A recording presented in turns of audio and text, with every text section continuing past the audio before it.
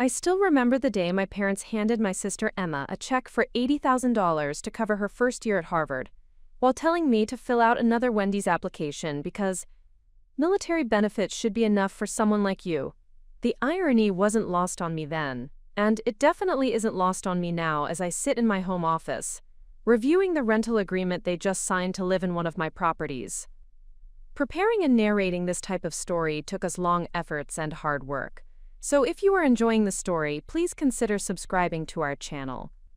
The scent of expensive perfume and fresh flowers filled our family's suburban home that August morning when Emma received her acceptance letter. I can still see her bouncing around the living room in her silk pajamas, waving that cream-colored envelope like a victory flag, while my parents beamed with the kind of pride I'd never seen directed at me. My father, usually reserved with his emotions, actually lifted her off the ground in a bear hug that lasted forever. My mother cried those perfect tears that didn't smudge her makeup, the kind reserved for moments she'd later frame and hang on the mantel. There I was, sitting at the kitchen counter in my army fatigues, having just returned from a 6-month deployment overseas, watching this celebration unfold like a movie I wasn't cast in. The kitchen table was covered with Harvard brochures, course catalogs, and lists of everything Emma would need for her dorm room. My parents had already started making plans to visit campus, talking about which restaurants they'd try during Parents' Weekend, and how they'd need to book hotels months in advance, because everyone wants to visit Harvard. Meanwhile, my own acceptance letter to the local state university sat unopened on the counter, buried under Emma's celebration materials. When I'd mentioned it the night before, my father barely looked up from his newspaper. "That's nice, sweetheart," he'd said with the tone people use when they're not really listening. "The GI Bill should cover most of it, right? No excitement, no congratulations, no offers to help with anything the military benefits wouldn't cover." Emma had always been their shining star, the daughter who brought home report cards worth refrigerator real estate and teachers who called with compliments instead of concerns. She was editor of the school newspaper, president of 3 clubs, and somehow managed to look effortlessly beautiful while doing it all. Her room was a shrine to achievement. Debate team trophies, honor society certificates, and photographs from every academic awards ceremony she'd ever attended. Our parents' social media was a carefully curated gallery of Emma's accomplishments, complete with captions about their brilliant daughter and hashtags about Harvard bound. I, on the other hand, was the practical one. The daughter who chose military service over sorority life, who sent half my paycheck home during deployment to help with family expenses, and who never complained when family dinners revolved entirely around Emma's latest academic triumph. At 18, while Emma was planning her gap year in Europe, I was completing basic training at Fort Leonard Wood, learning skills my parents considered, quote, admirable but not exceptional. They attended my graduation ceremony with polite smiles and obligatory photographs, but the energy was different. There were no tears of pride, no calls to relatives with updates, no social media posts about their hero daughter. The morning of Emma's Harvard send-off was orchestrated like a military operation, which would have been ironic if anyone had bothered to notice. My mother spent weeks shopping for dorm room essentials, buying everything from designer bedding to a coffee maker that cost more than I made in a month at my part-time job. They rented a SUV specifically for the trip because Emma's belongings wouldn't fit in our family car. My father took time off work, something he'd never done for any of my military ceremonies or deployments. I watched from the sidelines as they loaded box after box of carefully chosen items: the cashmere throw pillows, the professional-grade desk lamp, the mini refrigerator stocked with organic snacks. Emma floated through the house in a designer sundress, directing the packing process like a general commanding troops, while my parents jumped to fulfill her every request. "Don't forget my humidifier," she'd call out, or "make sure the Ethernet cable is in the tech box." Every instruction was met with immediate action and reassuring responses. The financial discussions happened in hushed tones when they thought I couldn't hear, but military training had taught me to be observant. I heard my father on the phone with the bank arranging transfers and discussing payment schedules. I saw my mother reviewing tonight pizza orders Emma would want for nothing during her college experience. When they asked about my own plans, the conversation was markedly different. "The state school is a smart choice," my mother would say with a smile that looked supportive but felt dismissive. Very practical. And with your military benefits, you'll hardly need any help from us. My father would nod approvingly, as if my independence was a character trait they'd successfully instilled, rather than a necessity born from their selective generosity. They spoke about my self-sufficiency like it was a gift I should be grateful for, rather than a reality I'd been forced to accept. The day they left for Harvard, I stood in the driveway waving goodbye to a family that seemed more complete without me in it. Emma hugged me briefly, distracted by the excitement of her new adventure. "Thanks for understanding," she whispered, though I wasn't sure what exactly I was supposed to understand. My parents reminded me to lock up the house and make good choices while they were gone, as if I were a teenager rather than a decorated service member who'd already proven her ability to handle responsibility. That evening, alone in our family home, I sat at the same kitchen counter where Emma's celebration had taken place. The silence was deafening after months of Harvard preparation chatter. I opened my own acceptance letter and read through the course catalog by myself, making notes about class schedules and degree requirements. There were no congratulatory phone calls to make, no celebration dinner to plan, no proud parents to share the moment with. Just me, a stack of financial aid forms, and the growing realization that I'd been navigating this journey alone long before I'd consciously decided to do so. The contrast wasn't lost on me even then. While Emma was being settled into her ivy-covered dormitory, with parents who'd driven 8 hours to make sure her transition was perfect, I was researching bus routes to my own campus and calculating whether I could afford both textbooks and groceries in the same month. The military had taught me resilience, but it hadn't prepared me for the unique sting of watching your parents invest their hearts and wallets in someone else's dream, while treating yours like a hobby you'd eventually outgrow. That night, I made a promise to myself that would shape everything that came after. I wouldn't beg for their attention or try to compete with Emma's achievements. I would build something entirely my own, something so substantial and undeniable that their oversight would become irrelevant. I had no idea then that this promise would eventually lead to them signing lease agreements for properties I owned, but even in that moment of isolation, I knew their indifference had just become my greatest motivation. Growing up in the Thompson household meant understanding your role from an early age, and mine was crystal clear from the moment Emma took her first steps 6 months before I did. She was the miracle baby, born after years of fertility struggles, while I arrived 2 years later as what my mother delicately called a wonderful surprise. The difference in those descriptions would set the tone for everything that followed. Emma's baby book was a leather-bound masterpiece filled with professional photographs, detailed milestone entries, and carefully preserved mementos from every stage of her development. My baby book was a thin photo album with sporadic entries and mostly blurry snapshots taken by whoever happened to be holding a camera. Even as a child, I could see the disparity in effort and attention, though I didn't yet understand what it meant. The pattern established itself early and never wavered. Emma's first word was documented with video footage and immediate phone calls to grandparents. Mine was mentioned casually at dinner weeks later. Her first steps were choreographed events with multiple camera angles and an audience of relatives. Mine happened during a regular Tuesday afternoon while everyone was focused on Emma's latest accomplishment. By the time we started school, the hierarchy was firmly established. Emma was the star, and I was the supporting cast member who kept the show running smoothly. Elementary school amplified these differences in ways that shaped both our personalities and our parents' expectations. Emma naturally gravitated toward activities that put her center stage: school plays, spelling bees, science fairs that required elaborate parental involvement. My mother would spend weeks helping her create volcano models and memorize lines, transforming our dining room into a workshop dedicated to Emma's academic success.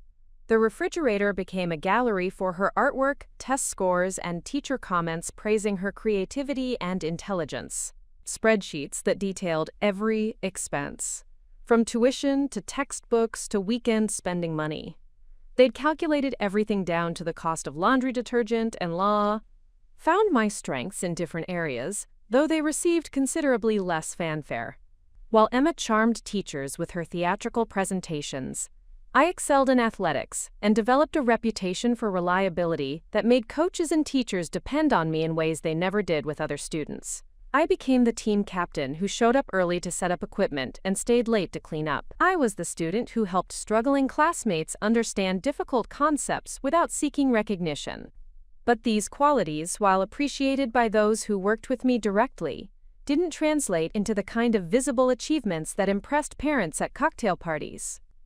The financial investment disparity became apparent when Emma expressed interest in dance lessons at age 7. Within a week, she was enrolled in the most prestigious studio in town, complete with private lessons and competition team participation. The costs were enormous: costumes, competition fees, travel expenses, and specialized training sessions that required my parents to rearrange their schedules and budgets. They did it without hesitation because Emma has such natural talent, and we need to nurture that gift.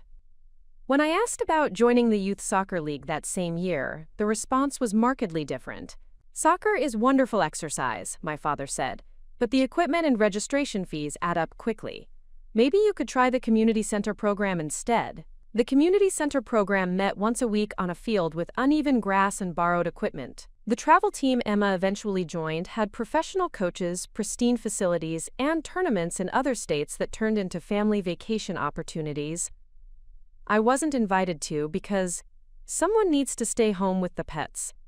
Middle school brought academic tracking systems that further highlighted our different trajectories. Emma was immediately placed in accelerated programs that required additional materials, special projects, and parents who could provide transportation to after-school enrichment activities. The advanced classes were smaller, more intensive, and taught by teachers who regularly communicated with parents about their exceptional students' progress. Emma thrived in this environment, surrounded by other high-achieving students whose parents formed tight-knit communities around their children's academic success. I was placed in standard tracks despite having grades that could have qualified me for advanced placement. When I mentioned this discrepancy to my parents, they explained that the accelerated programs required significant parental involvement. They weren't sure they could provide for both daughters simultaneously. "Emma's already established in those programs," my mother reasoned, "and it wouldn't be fair to stretch ourselves too thin and not give either of you proper attention." The implication was clear. Their attention was a finite resource, and the allocation had already been decided. The social dynamics of our household reflected these academic divisions.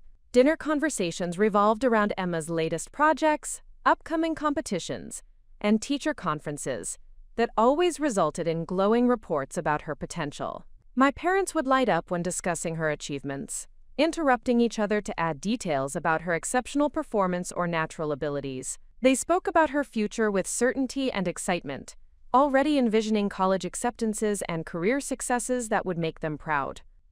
When the conversation turned to my activities, the energy shifted noticeably. My parents would nod politely as I discussed my classes or extracurricular activities, but their responses were generic and brief. "That's nice, honey," became the standard reaction to my accomplishments, delivered with the same tone they used to acknowledge routine household updates. They attended my school events when their schedules permitted, but these weren't the carefully planned, camera-ready occasions that Emma's performances became. High school intensified everything. Emma's course load included multiple advanced placement classes that required constant parental support, driving her to study groups, purchasing specialized prep materials, and providing the quiet environment she needed for intensive studying. Our house operated around her academic schedule, with family dinners timed around her tutoring sessions and weekend activities planned to accommodate her competition calendar.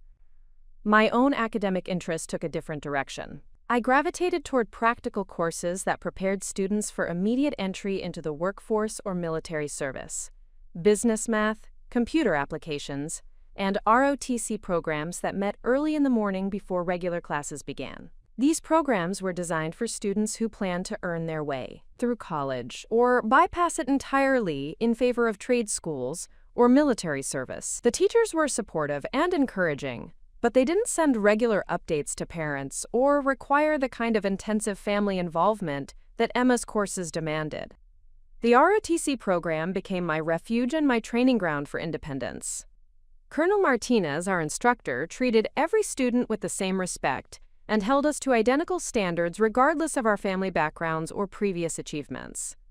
For the first time in my educational experience, I was evaluated purely on my own merit, effort, and leadership potential. The program taught practical skills, financial literacy, time management, physical fitness, and the kind of personal responsibility that would serve me well in military service and beyond. My parents' reaction to my ROTC involvement was predictably lukewarm. They appreciated that it kept me busy and out of trouble, but they didn't understand why I was so passionate about military history, leadership principles, and the camaraderie I found with my fellow cadets. When I mentioned my interest in military service, they responded with the kind of polite support they might offer for any hobby I'd eventually outgrow. "That's wonderful that you're exploring different interests," my mother would say, "but make sure you keep your options open for other careers too." Emma's college preparation began during her sophomore year with SAT prep courses, college counseling sessions, and campus visits that became family expeditions. My parents researched schools with the dedication of professional consultants, creating spreadsheets that compared programs, costs, and acceptance rates. They attended information sessions, scheduled meetings with admissions counselors, and networked with other parents whose children were targeting similar institutions. Emma's college application process became a family project that consumed months of planning and thousands of dollars in application fees, test preparation, and campus visits. My own post-graduation planning happened in conversations with Colonel Martinez and military recruiters who visited our school. I researched different branches of service, compared benefits packages, and studied job specialties that interested me.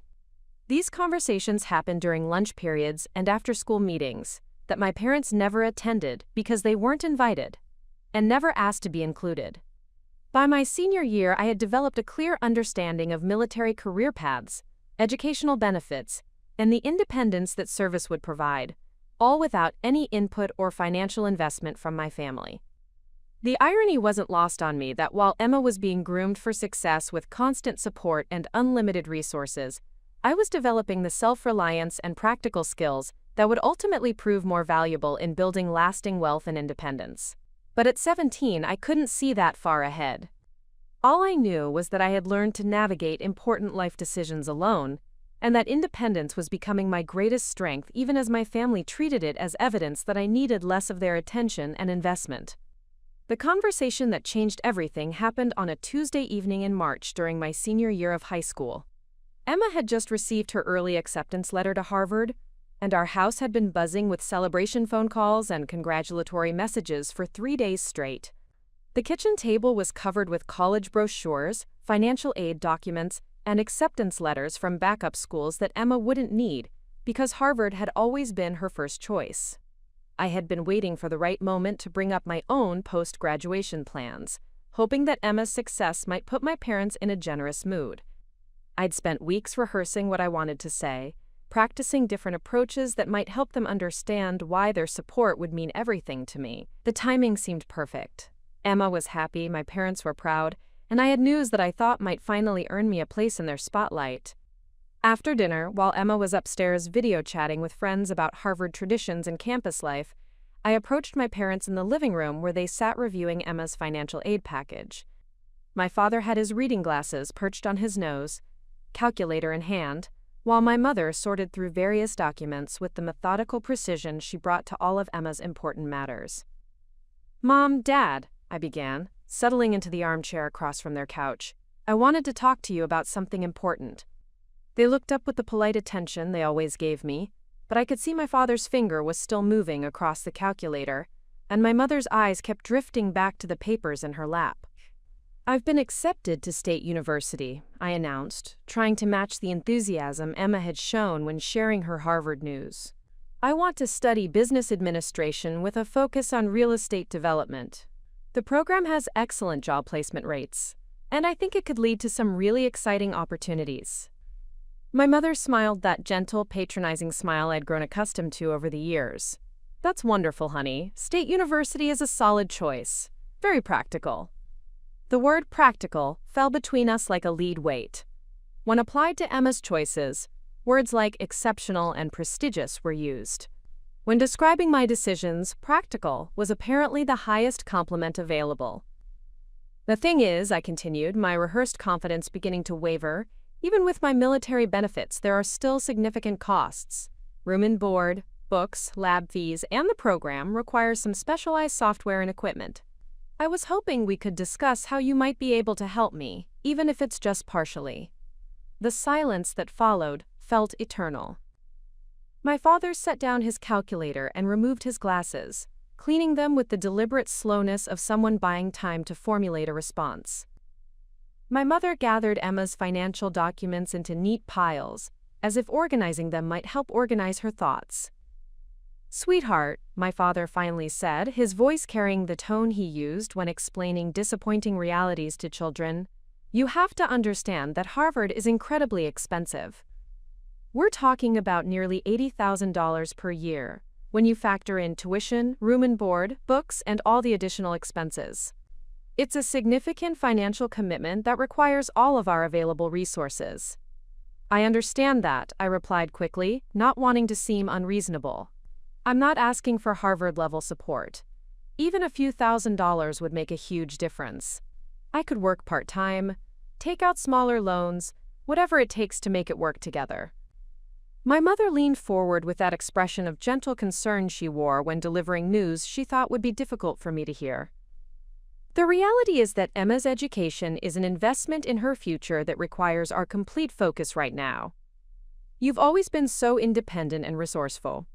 Honestly, we've always admired that about you. You don't need the same level of support that Emma does." The words hit me like a physical blow. I had spent my entire childhood being praised for my independence, never realizing it was actually code for being less worthy of investment. My self-reliance, which I'd thought was a positive trait, was apparently the very quality that disqualified me from receiving the same consideration my sister took for granted. "But I've never asked for anything before," I said, hearing the desperation creeping into my voice despite my efforts to stay calm. "I've worked part-time jobs since I was 15. I've saved every penny from my summer work. I've never expected you to pay for my car insurance or give me spending money like you do for Emma. This is the first time I'm asking for help with something really important." My father's expression softened slightly, but not in a way that gave me hope. It was the look adults give children when they're about to deliver a life lesson disguised as encouragement.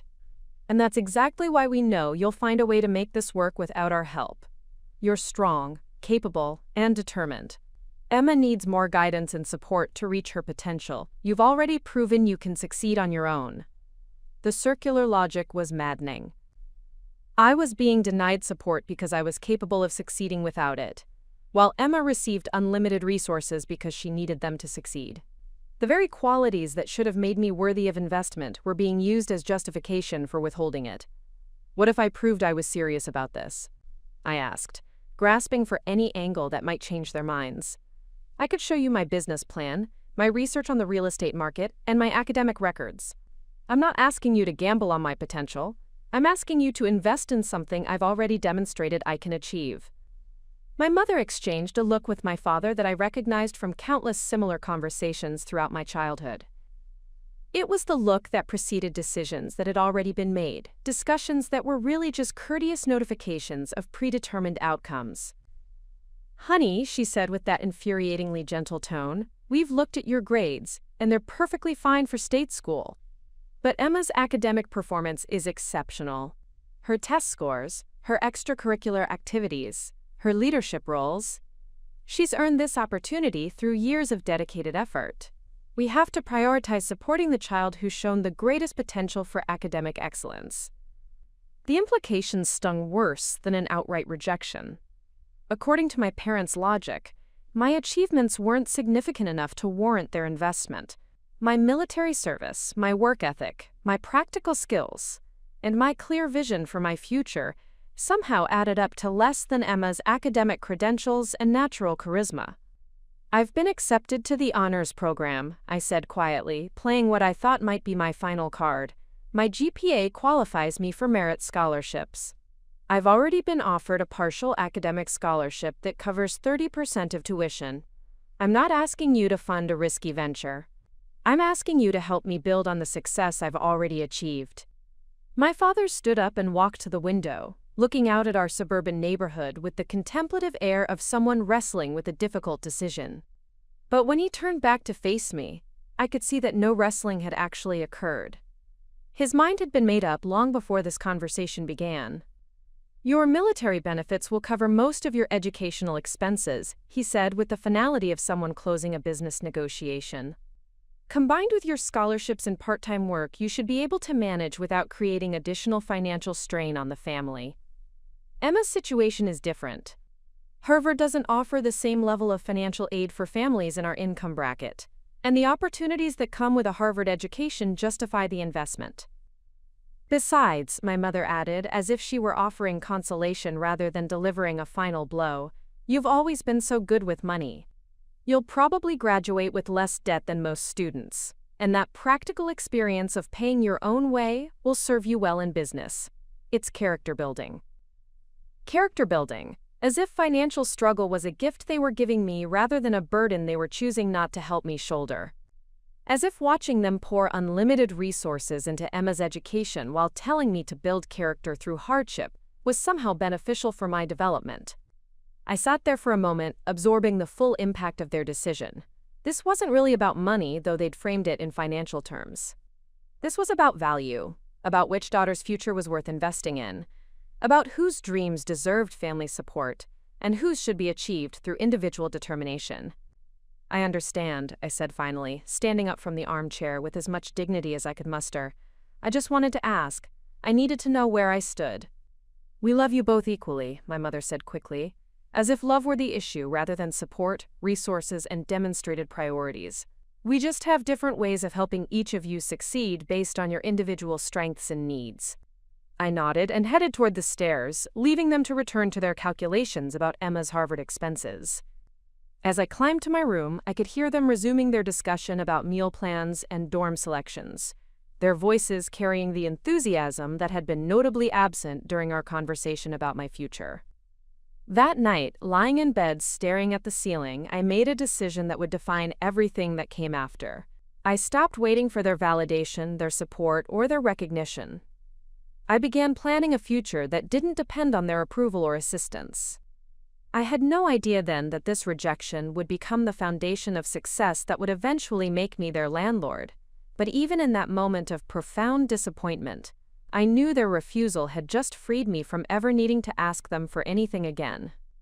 The morning after my parents' rejection, I woke up with a clarity I'd never experienced before. The disappointment from the night before had crystallized into something harder and more useful: determination. While Emma was still asleep, probably dreaming about Harvard Yard and ivy-covered buildings, I was already at my desk with a notebook, calculator, and every piece of financial documentation I could find related to my future education. I spread out my acceptance letter, scholarship information, and military benefit details like puzzle pieces that needed to be arranged into a complete picture. The numbers were daunting, but not impossible. My partial academic scholarship covered 30% of tuition. The GI Bill benefits I'd earned through my National Guard service would handle another significant portion. The gap that remained was substantial, but it wasn't insurmountable for someone willing to work for it.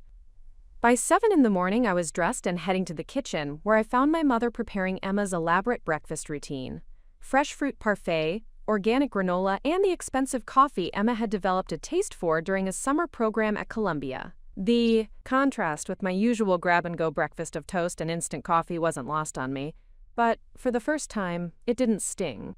Instead, it reminded me that I'd been training for independence my entire life without realizing it. "You're up early," my mother observed, glancing at me with the mild surprise she always showed when my schedule didn't revolve around Emma's needs. "I have some things to take care of," I replied, pouring coffee into a travel mug. "I'll be out most of the day." She nodded absently, already focused on preparing Emma's lunch, with the same attention to detail she brought to all aspects of my sister's care. I watched her carefully wrap a sandwich in parchment paper, add organic snacks, and include a handwritten note of encouragement. The lunch preparation ritual was something I'd observed but never experienced. Another small reminder of the different levels of care and attention in our household.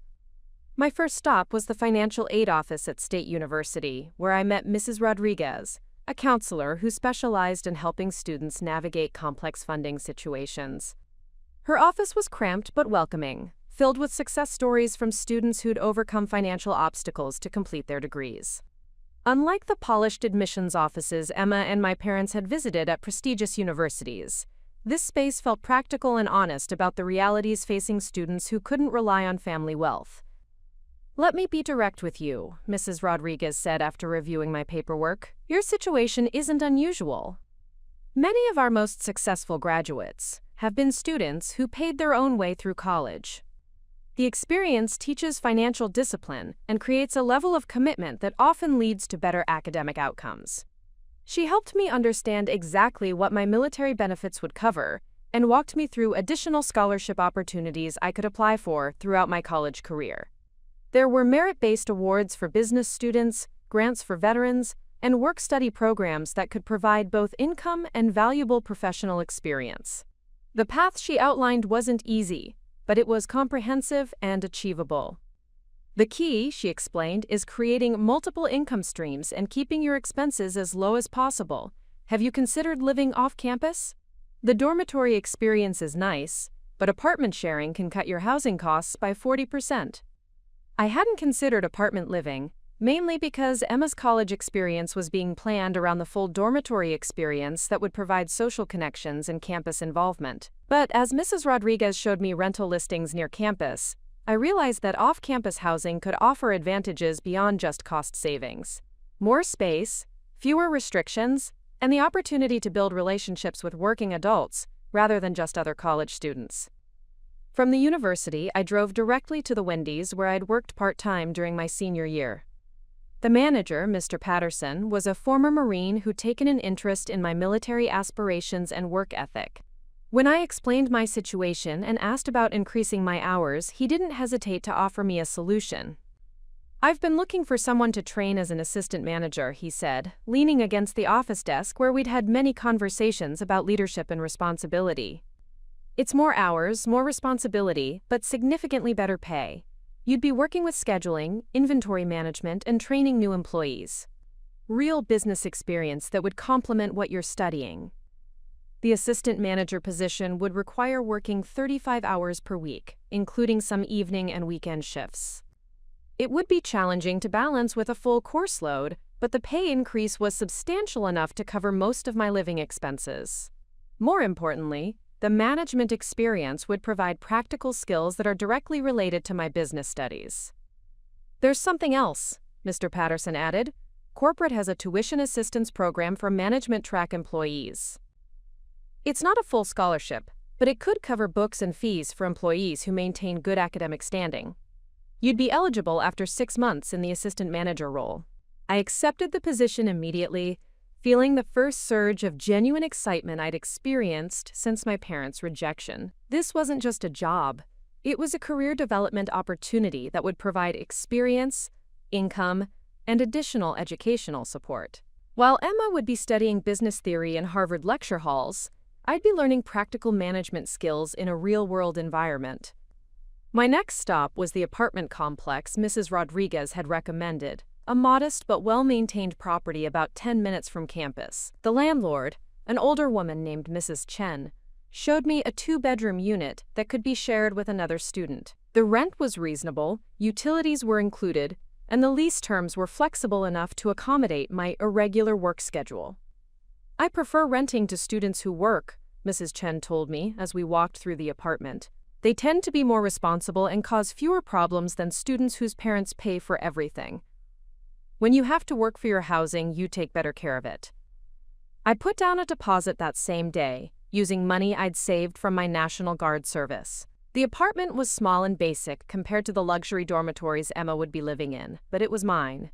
Every payment would be money I'd earned, every piece of furniture would be something I'd chosen and purchased. The independence felt intoxicating after years of living in a household where my preferences were rarely considered or accommodated. That evening, I created a detailed budget that mapped out every aspect of my college finances: tuition and fees covered by scholarships and military benefits, rent and utilities from my assistant manager's salary, food and transportation from careful budgeting and smart choices, books and supplies from the corporate tuition assistance program, and strategic used book purchases. The numbers were tight, but they worked. I also opened a separate savings account dedicated to what I privately called my Freedom Fund. Every extra dollar from overtime shifts, every small scholarship check, every birthday gift from relatives would go into this account. I didn't have a specific plan for how I'd use the money, but I knew that financial independence required having resources beyond just covering immediate expenses. The contrast between my preparation and Emma's became even more apparent over the following weeks. While she was shopping for designer bedding and planning her dorm room aesthetic, I was researching used furniture stores and learning to cook meals that could be prepared in bulk and frozen for busy weeks. While she was scheduling spa days and shopping trips with friends before leaving for Harvard, I was completing management training modules and studying for my final high school exams. My parents noticed the changes in my routine but interpreted them through their usual lens of my natural independence. "It's wonderful how you're taking charge of your future," my mother commented one evening as I reviewed apartment lease documents at the kitchen table. "You've always been so mature and self-sufficient." Emma, preparing for her own departure to Harvard, was too absorbed in her own excitement to pay much attention to my activities. When she did notice, her comments revealed how differently we viewed the world. "I don't know how you can be so calm about starting college," she said one afternoon as I balanced my work schedule with my class registration. "I'm so nervous about living on my own for the first time." Living on my own. Emma would be living in a supervised dormitory with meal plans, resident advisors, and parents, just a phone call away for any crisis or need. I would be living truly independently, managing work schedules, paying bills, and handling problems without a safety net. But Emma's version of independence was what our family considered normal and appropriate, while my actual independence was seen as evidence that I didn't need support. The final weeks before starting college were a whirlwind of preparation that I navigated entirely alone. I moved into my apartment, set up basic furniture, and began my assistant manager training while Emma was being showered with farewell parties and family celebrations. I worked extra shifts to build up my emergency fund while Emma was receiving care packages and spending money for her first semester. But for the first time in my life, I felt genuinely excited about my future rather than resentful about my circumstances. Every challenge I overcame made me stronger and more confident. Every dollar I earned belonged completely to me. Every achievement would be entirely my own, with no ambiguity about who deserved the credit. I was building something my parents couldn't take credit for, couldn't diminish, and couldn't control. I had no idea then that this foundation of true independence would eventually make me wealthy enough to become their landlord. But even in those early days of scraping together rent money and working double shifts, I knew I was creating something valuable and lasting, something that would never depend on their approval or support again. The first semester of college hit me like a controlled avalanche. Every day began at 5 in the morning with a protein bar and instant coffee, before heading to my opening shift at Wendy's. I'd work until noon, drive directly to campus for afternoon classes, then return to work for the evening rush until closing at 11. By the time I got home to my small apartment, I had just enough energy to review class notes and prepare for the next day before collapsing into bed around midnight. The physical exhaustion was manageable because military training had taught me to function on limited sleep and push through fatigue. What I hadn't anticipated was the emotional weight of watching my classmates live completely different college experiences while I juggled responsibilities that left me isolated from typical campus life. During breaks between classes, students would discuss weekend parties, spring break plans, and social events that might as well have been happening on another planet for all the relevance they had to my reality. My business classes were demanding in ways that complemented my work experience but required study time I barely had. Professor Williams, who taught Introduction to Business Management, assigned case studies that needed to be analyzed and presented to the class.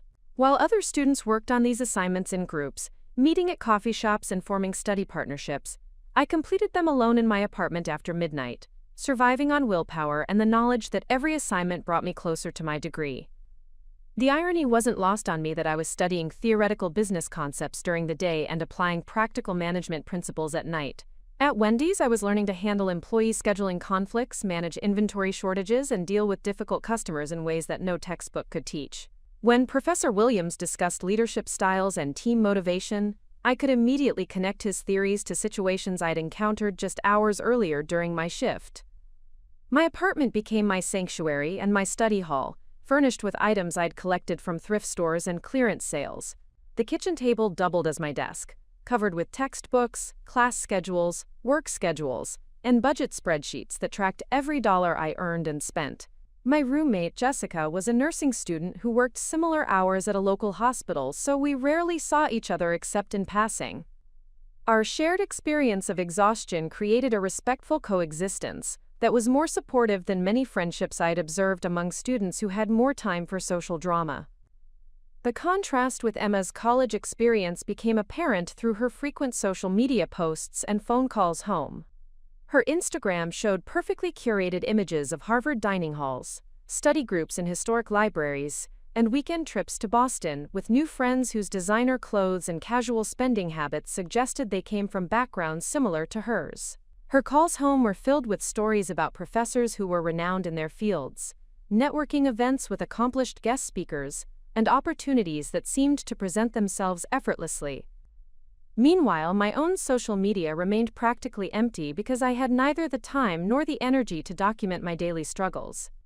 The few photos I did post showed my textbooks spread across my kitchen table or quick selfies during rare moments of downtime, images that probably looked lonely and sad compared to Emma's vibrant college lifestyle. But I was building something more substantial than social connections or memorable experiences. I was developing the kind of resilience and practical skills that would serve me long after college memories faded. The financial pressure was constant and unforgiving. Every unexpected expense, from a textbook that cost more than anticipated to a car repair that couldn't be postponed, required immediate recalculation of my carefully planned budget. I learned to be creative with meal planning, buying bulk ingredients and preparing large batches of simple meals that could be reheated quickly between work and class. Ramen noodles and peanut butter sandwiches became staples, not because I enjoyed them, but because they were affordable and required minimal preparation time. Christmas break highlighted the growing distance between my world and my family's expectations. Emma returned from Harvard with stories about ski trips, Broadway shows, and restaurants in Cambridge that served meals costing more than I spent on groceries in a week. She had gained confidence and sophistication that came from being surrounded by accomplished peers and having the freedom to explore intellectual interests without financial constraints. I spent Christmas break working extra shifts to save money for spring semester expenses and catch up on reading assignments I'd fallen behind on during finals week. When family members asked about my college experience, I gave positive but brief responses that didn't invite deeper conversation. The reality of working 35 hours a week while carrying a full course load wasn't something that translated well to casual holiday chit-chat, especially when Emma's Harvard adventures provided much more entertaining conversation material. My parents seemed relieved that I was handling college independently, interpreting my silence about struggles as evidence that their decision not to provide financial support had been correct. "See how well you're managing everything?" my mother said during Christmas dinner. "We knew you had the strength and maturity to make this work." Their pride in my independence felt hollow because it was really pride in their own judgment rather than recognition of the sacrifices I was making daily. Spring semester brought new challenges as my course load increased and my management responsibilities at work expanded. Mr. Patterson had been promoted to district manager, and I was given additional duties that included training new employees and handling more complex scheduling issues. The extra responsibility came with a modest pay increase, but it also meant longer hours and more stress during the busiest periods. The academic workload was becoming more intensive as I progressed into core business courses that required significant outside research and group projects. Working with other students on team assignments proved particularly challenging because my work schedule made it difficult to attend study group meetings or participate in evening collaboration sessions. I often found myself completing more than my share of group work because it was easier than trying to coordinate schedules with classmates who had far more flexibility than I did. My grades remained solid but not exceptional, primarily because I lacked the time for the deep engagement with course material that produced outstanding academic performance. While Emma was writing research papers that impressed her professors and participating in class discussions that enhanced her understanding, I was focused on efficiently completing assignments and passing exams with grades that maintained my scholarship eligibility. The difference between learning for mastery and learning for survival became increasingly apparent. Physical health became another challenge, as the relentless schedule began taking its toll. I caught every cold that circulated through either workplace, and the combination of poor sleep, irregular meals, and constant stress left me feeling run down most of the time. I couldn't afford to take sick days because missing work meant losing income I couldn't spare, so I learned to function while fighting off minor illnesses and pushing through fatigue that seemed to accumulate rather than resolve. Social isolation was perhaps the most difficult aspect of my college experience. While other students formed friendships through dormitory life, campus activities, and shared leisure time, my relationships were limited to brief interactions with classmates and coworkers. I watched study groups form around me without being able to participate, observed friendships develop through shared experiences I couldn't afford to join, and listened to conversations about movies, concerts, and social events that existed outside my reality. Yet within this isolation, I was developing qualities that would prove invaluable in building long-term success. Every challenge I overcame independently increased my confidence in my ability to handle whatever problems life might present. Every financial obstacle I navigated taught me lessons about resourcefulness and planning that students with family support would never learn. Every exhausting day I completed successfully proved that I could accomplish goals through determination and hard work rather than external advantages. My savings account grew slowly but steadily as I deposited every extra dollar from overtime work and careful budgeting. The freedom fund I'd established was becoming substantial enough to provide real security, a financial cushion that represented pure independence from my family's support or approval. I began researching investment opportunities and reading books about real estate and business ownership during my rare free moments, planting seeds for future wealth building that would eventually transform my life in ways I couldn't yet imagine. By the end of my first year, I had proven to myself that I could succeed entirely on my own terms. The path was harder and lonelier than Emma's Harvard experience, but it was authentically mine. Every achievement belonged completely to me. Every lesson learned had been earned through experience rather than handed down through privilege. And every dollar in my account represented hours of my labor and dedication rather than family generosity. I had no way of knowing then that this foundation of genuine independence and financial discipline would eventually make me wealthy enough to become my parents' landlord. But even in those exhausting early days, I understood that I was building something valuable and lasting. Something that would never depend on anyone else's approval, support, or recognition. During my second year of college, something unexpected began happening at work and in my classes that would fundamentally shift how others saw me, even if my family remained oblivious. My business professors started using my real-world management experience as examples during lectures, asking me to share insights about employee motivation and operational challenges that connected theory to practice in ways that impressed my classmates. Professor Martinez, who taught operations management, frequently called on me to explain how scheduling decisions affected both employee satisfaction and customer service quality. Sarah has actually implemented these concepts in a working environment, he would tell the class, which gives her perspective that complements your theoretical understanding. These moments of recognition felt strange after years of being overlooked, but they also validated that my unconventional path was providing genuine expertise. My classmates began seeking me out for advice on their own part-time jobs and internship applications.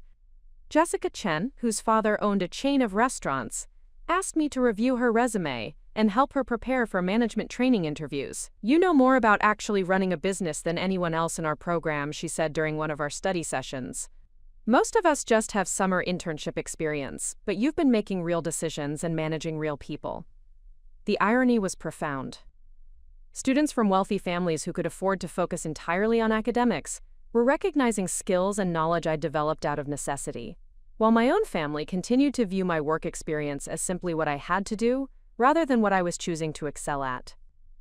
Emma's internship at a prestigious consulting firm in Boston was celebrated as a remarkable achievement, while my promotion to senior assistant manager barely registered as noteworthy news during family phone calls. At Wendy's, my responsibilities had expanded beyond anything I'd imagined when I first took the job. Corporate had noticed my location's improved performance metrics, from reduced employee turnover to increased customer satisfaction scores. District Manager Patterson recommended me for advanced training programs that were typically reserved for college graduates seeking management careers. I spent weekends attending workshops on financial analysis, supply chain management, and franchise operations. The corporate training opened my eyes to the business side of restaurant operations in ways that directly connected to my academic studies. I learned to analyze profit margins, optimize inventory costs, and develop marketing strategies for local customer bases. These weren't theoretical exercises, but practical skills applied to a business generating hundreds of thousands of dollars in annual revenue. While my classmates were writing case studies about hypothetical companies, I was implementing solutions that affected real financial outcomes. My apartment had evolved into a sophisticated home office where I managed multiple responsibilities with systems that would have impressed any business organization consultant. Color-coded calendars tracked work schedules, class schedules, and assignment deadlines. Spreadsheets monitored my personal finances, tracked my savings growth, and projected future educational costs. A bulletin board displayed my academic goals, professional development objectives, and motivational quotes that kept me focused during particularly challenging weeks. The transformation wasn't just organizational, it was mental and emotional. I was developing confidence that came from proven competence rather than external validation. When professors assigned challenging projects, I approached them with the same systematic thinking I used to solve operational problems at work. When classmates struggled with time management or stress, I could offer practical strategies I'd learned through necessity.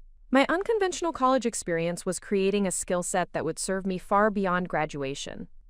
My social life remained limited, but the relationships I did develop were deeper and more meaningful than the casual friendships that characterized typical college experiences. Daniel Rodriguez, a fellow business student who worked nights at a local bank while attending classes during the day, became my closest friend and eventually something more. He understood the exhaustion of balancing work and academics, the pressure of financial independence, and the isolation that came from being different from our more privileged classmates. Our relationship developed slowly, built on shared study sessions in the library during rare overlapping free time and conversations about our dreams for the future. Daniel came from a family of immigrants who had sacrificed everything to give their children educational opportunities, so he understood the weight of responsibility I carried and the determination it took to succeed without a safety net. Our first dates were study sessions with coffee and shared textbooks, romantic in their own way because they represented time we could barely afford to spend. The contrast with Emma's college relationships was stark. Her social media showed elaborate date nights, weekend trips, and social events that required wardrobes and budgets I couldn't imagine having. Her boyfriends were Harvard students from families similar to ours, relationships that developed through shared social circles and common experiences of privilege. When she brought someone home for holidays, the conversations revolved around family vacation destinations, graduate school plans, and career opportunities that seemed to appear effortlessly. Preparing and narrating this type of story took us long efforts and hard work, so if you are enjoying the story, please consider subscribing to our channel. Meanwhile, Daniel and I were building something based on mutual respect for each other's work ethic and shared vision for creating financial security through our own efforts. We talked about business ideas, investment strategies, and the kind of life we wanted to build together. Our conversations were practical and forward-looking, focused on what we could accomplish, rather than what we could afford to enjoy in the present. My academic performance had stabilized into a pattern of solid achievement that reflected my circumstances rather than my potential. I maintained the GPA required for my scholarships, completed assignments thoroughly, and participated meaningfully in class discussions when my schedule permitted. My professors recognized my dedication and often commented on the practical perspective I brought to theoretical concepts. But I didn't have the time for the extra credit projects, research opportunities, or networking events that led to academic distinction. The financial discipline I'd developed was becoming second nature, and my savings account had grown to a level that provided genuine security. I'd established automatic transfers that moved money into different accounts designated for specific purposes: emergency fund, graduation expenses, and what I'd started calling my investment fund. Reading about real estate investment and small business ownership had become my primary form of entertainment during rare free moments. My parents' attitude toward my college experience remained consistently dismissive, though they framed it in positive terms that highlighted my independence rather than their lack of support. During family gatherings, they would proudly tell relatives about how I was paying my own way through college and learning valuable life lessons about responsibility. These conversations always felt like they were really about congratulating themselves for raising a daughter who didn't require their financial investment. Emma's achievements continued to dominate family conversations and social media posts. Her internship led to job opportunities with prestigious consulting firms, her academic honors earned recognition from Harvard administrators, and her social connections opened doors to experiences that seemed designed to prepare her for a life of continued privilege. My parents spoke about her future with excitement and certainty, already envisioning graduate school acceptances and career successes that would reflect well on their parenting and investment. The disparity in treatment had become so normalized that I stopped feeling hurt by it and started viewing it as useful information about people's character and priorities. My parents had revealed who they were through their choices, and that knowledge freed me from continuing to seek their approval or validation. I was building something entirely separate from their expectations or opinions, something they couldn't take credit for or diminish through comparison to Emma's achievements. By the end of my second year, I had developed systems and skills that would serve me throughout my career, relationships based on mutual respect and shared values, and financial habits that were creating real wealth slowly but steadily. The work experience that my parents viewed as a necessary hardship was actually providing me with practical business knowledge that complemented my academic learning in ways that would prove invaluable in my future success. I still had no idea that this foundation would eventually make me wealthy enough to become my parents' landlord, but I was beginning to understand that the path I was walking, though difficult and lonely, was leading somewhere significant. The combination of academic knowledge, practical experience, financial discipline, and proven resilience was creating opportunities and capabilities that privileged students who never faced real challenges might never develop. Every day was still exhausting, every semester still required careful financial planning, and every achievement still belonged entirely to me.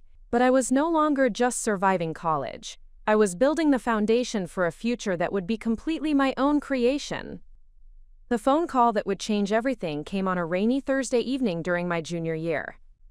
I was reviewing quarterly financial reports for my Wendy's location when my phone buzzed with Emma's name on the screen. We hadn't spoken in months, our relationship having dwindled to occasional social media likes and obligatory holiday texts. Her voice sounded strained in a way I'd never heard before, missing the confident tone that had characterized every conversation since childhood. "Sarah," she began, her words coming out in a rush, "I need to talk to someone, and I don't know who else to call." The desperation in her voice was so foreign that I initially wondered if she'd been in an accident or faced some kind of emergency. Emma had never needed to talk to me about anything significant. Our parents had always been her primary source of support and guidance. "What's wrong?" I asked, setting aside my work documents and giving her my full attention for the first time in years. The story that emerged over the next hour shattered every assumption I'd held about Emma's perfect Harvard experience. Behind the carefully curated social media posts and glowing reports she'd shared with our parents lay a reality of academic struggle, social isolation, and mounting pressure that she'd been hiding for over 2 years.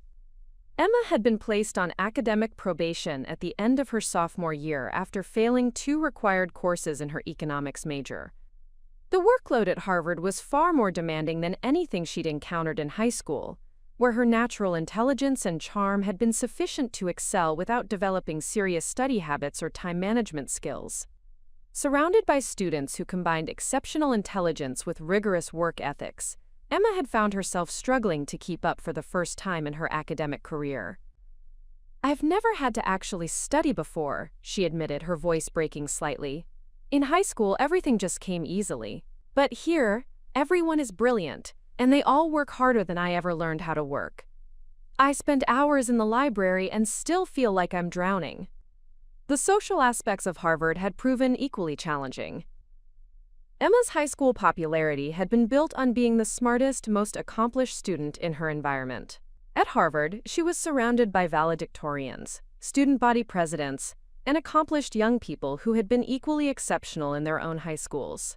The effortless social confidence that had defined her identity began crumbling when she realized she was no longer automatically the most impressive person in any room. "Everyone here has amazing internships and connections and opportunities I've never even heard of," she continued. "I thought getting into Harvard was the hard part, but it turns out that was just the beginning. I don't know how to network or build relationships with professors, or navigate all the unspoken rules about how things work here." The financial reality of Emma's Harvard experience was also more complex than our parents had anticipated. While they covered tuition, room, and board, the additional expenses of maintaining social relationships with wealthy classmates had created pressures Emma felt too ashamed to discuss with our parents. Spring break trips to expensive destinations, meals at restaurants that cost more than some students' weekly budgets, and social activities that required wardrobes and resources beyond what our middle-class family could provide. Emma had been using credit cards to bridge the gap between her lifestyle expectations and her actual resources, accumulating debt she'd hidden from our parents out of fear and embarrassment. The financial stress was compounding her academic struggles, creating a cycle of anxiety that affected her ability to focus on coursework and make the social connections that might have provided emotional support. "I maxed out 2 credit cards trying to keep up with everyone," she confessed. "I kept thinking I'd figure out how to pay them off later, but the minimum payments are more than my monthly allowance, and I'm too scared to tell Mom and Dad. They've invested so much in my education, and I feel like I'm failing them in every possible way." The most shocking revelation was Emma's romantic relationship with a Harvard classmate, whose family wealth made our parents' investment in her education seem modest by comparison. Marcus came from a family that owned international businesses and considered Harvard undergraduate education a stepping stone rather than an achievement. His casual attitude toward money and opportunities had made Emma increasingly aware of her own family's limitations and her dependence on our parents' sacrifices. "Marcus doesn't understand why I stress about money or grades," Emma explained. "His father has already promised him a position in their company after graduation, regardless of his GPA. When I try to explain that I need to actually succeed academically to have career opportunities, he thinks I'm being unnecessarily anxious. But I don't have a trust fund or family business to fall back on." The relationship had become another source of pressure rather than support, highlighting the class differences that Emma had never encountered before attending Harvard. Marcus's friends treated her politely but never fully accepted her into their social circle, making comments about her charming middle-class background that felt patronizing rather than affectionate.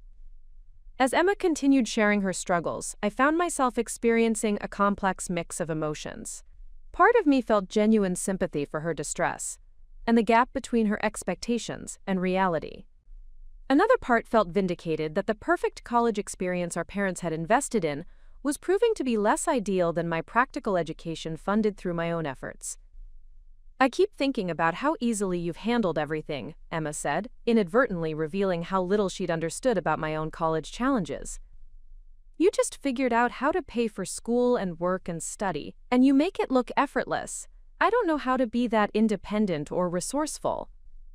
Her perception of my experience as effortless was almost laughable given the exhaustion, financial stress, and social isolation I'd navigated for 3 years. But I realized that from Emma's perspective, my ability to handle challenges independently might have appeared as natural competence, rather than skills developed through necessity and repeated practice. "It's not effortless," I told her honestly. "I've just had more practice dealing with problems on my own." "You've always had support systems that handled difficulties before they became overwhelming. This might be the first time you've had to develop those skills." The conversation shifted as Emma began asking for advice about practical matters she'd never had to consider: creating study schedules, managing finances, building relationships with professors, and developing the kind of self-reliance that had become second nature to me through years of necessity.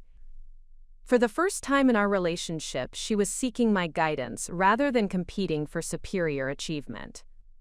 I found myself genuinely wanting to help her, not out of familial obligation, but because I recognized in her struggles the challenges of learning independence later than ideal.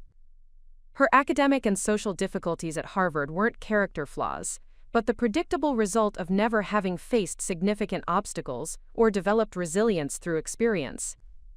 Over the following weeks, Emma and I began talking regularly for the first time since childhood. I helped her create budgets and study schedules, shared strategies for time management and stress reduction, and provided the practical guidance she'd never needed before. Our conversations revealed how different our college experiences had been, and how those differences had shaped our respective skills and perspectives. Emma's struggles were creating opportunities for genuine growth and self-discovery that her previously smooth path had never provided.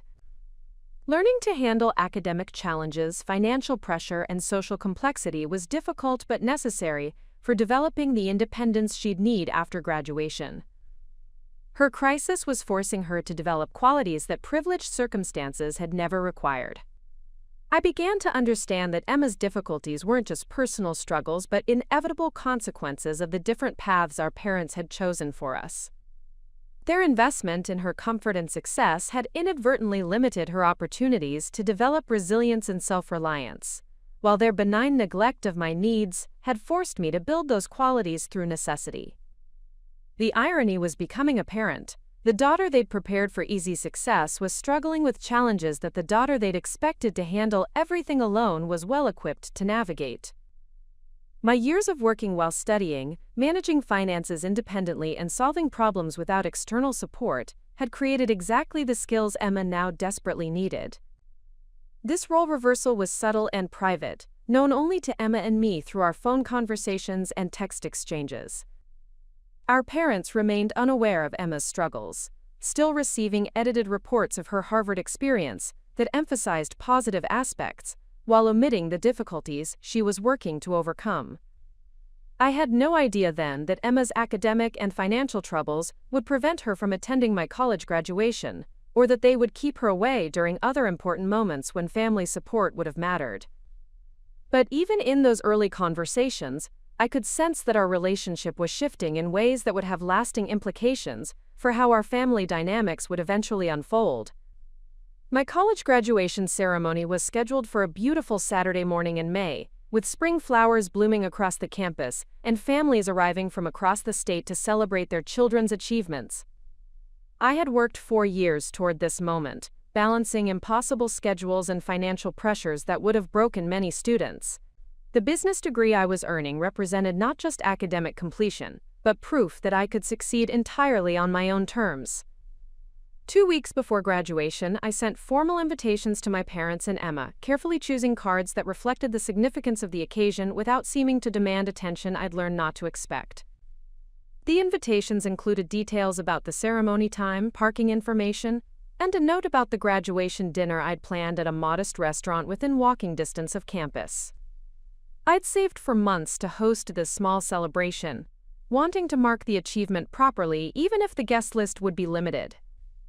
My parents' response came through a brief phone call 3 days later.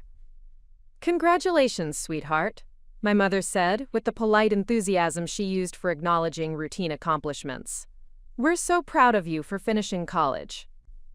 Unfortunately, your father has a golf tournament that weekend that he can't reschedule, and I promised to help Emma with some apartment hunting in Boston. You understand how these scheduling conflicts happen." The casual dismissal stung, but not with the sharp pain I'd experienced during high school disappointments. 4 years of independence had taught me that their presence or absence didn't determine the value of my achievements. I'd learned to find validation in my own sense of accomplishment rather than external recognition, though I couldn't deny feeling disappointed that they wouldn't witness this milestone. Emma's absence was more complex and painful because it involved the secret struggles she'd been sharing with me over the past months. Her academic probation had extended into her senior year, requiring her to retake failed courses during summer sessions to avoid losing her financial aid eligibility. The stress of catching up academically while managing her credit card debt had created anxiety that made travel and social commitments feel overwhelming. "I want to be there," she told me during one of our late-night phone calls, her voice heavy with guilt and exhaustion. "You've worked so hard for this, and you deserve to have family celebrating with you." But I'm barely holding everything together here, and I'm terrified that if I take time away from studying, I'll fail again and lose everything. I understood her position intellectually, recognizing that her struggles were real and her priorities were necessarily focused on academic survival. Emotionally, however, her absence felt like a continuation of the family pattern where my achievements were considered less important than Emma's needs, even when those needs stemmed from poor choices and lack of preparation. The morning of graduation arrived with perfect weather and the excited energy that characterizes major campus celebrations. Families gathered in clusters around graduates, taking photographs and sharing proud moments that had been years in the making. I watched parents adjusting caps and gowns, grandparents posing with multiple generations, and siblings creating impromptu photo sessions that would become treasured family memories. Daniel's family had driven 5 hours from their small hometown to attend the ceremony, treating my graduation as equally important as their son's achievement. His parents, Maria and Carlos, had embraced me as part of their family with warmth and generosity that highlighted the emotional support I'd been missing from my own relatives. They insisted on taking photographs of Daniel and me together, proud of both our accomplishments and the relationship we'd built through shared challenges. "You are graduating with honors while working full-time," Maria said as she adjusted my graduation stole. "This is extraordinary achievement that deserves proper celebration. We are so proud to know someone with such determination and strength." Her pride was genuine and specific, acknowledging not just my degree but the circumstances under which I'd earned it. During the ceremony, I sat among hundreds of other graduates while families filled the auditorium with applause and celebration. When my name was called and I walked across the stage to receive my diploma, I heard Daniel's family cheering enthusiastically from the audience. The sound of their support filled some of the emptiness left by my own family's absence, though it also highlighted what I was missing. Professor Martinez, who had become a mentor during my final 2 years, made a point of congratulating me personally after the ceremony. "Sarah, your combination of academic excellence and practical experience is remarkable," he said, shaking my hand warmly. "You've demonstrated that success comes from dedication and perseverance rather than advantages. I hope you know how much your classmates and faculty have admired your work ethic and achievement." His recognition meant more than any family celebration could have, because it came from someone who understood exactly what I'd accomplished and how difficult the path had been. Professor Martinez had watched me balance impossible schedules, contribute meaningfully to class discussions despite exhaustion, and produce quality work under circumstances that would have derailed most students. The graduation dinner I'd planned proceeded with Daniel's family, a few close friends from work and school, and Mrs. Rodriguez from the financial aid office who had become an unofficial mentor throughout my college years. The gathering was small but meaningful, filled with people who had witnessed my struggles and could appreciate the significance of my achievement. Their celebration felt authentic and personal in ways that larger, more traditional family gatherings often lack. During dinner, Mrs. Rodriguez shared stories about other students who had succeeded against similar odds, making my achievement part of a larger narrative about determination and self-reliance. "What Sarah has accomplished represents the best of what education can provide," she told the group. "She has proven that opportunity combined with effort creates success that belongs entirely to the person who earned it." The contrast with Emma's Harvard graduation, which had occurred 2 weeks earlier, with full family attendance and elaborate celebration, was stark, but no longer painful. Emma had managed to complete her degree requirements despite her struggles, though the experience had been far different from the triumphant academic journey our parents had envisioned when they made their substantial investment in her education.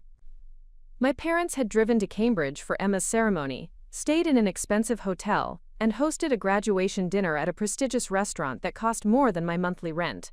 Their social media was filled with proud photographs and captions about their Harvard graduate daughter and the wonderful celebration of her achievement.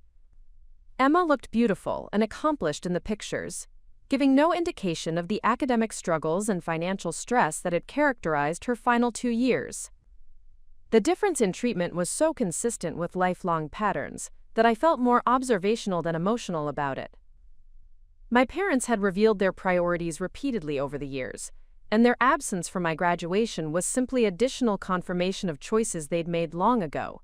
Their presence wouldn't have changed the value of my degree, or the pride I felt in earning it independently. What surprised me was the strength of the support network I'd built without consciously trying to replace my family's involvement.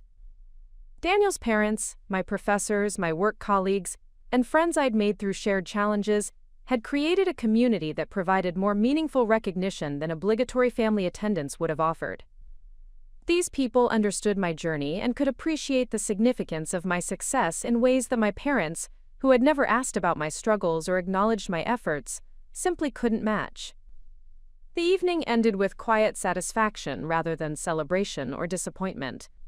I had achieved exactly what I'd set out to accomplish 4 years earlier: a college degree earned entirely through my own effort, financial independence that didn't depend on family support, and proof that I could succeed without the advantages Emma had received.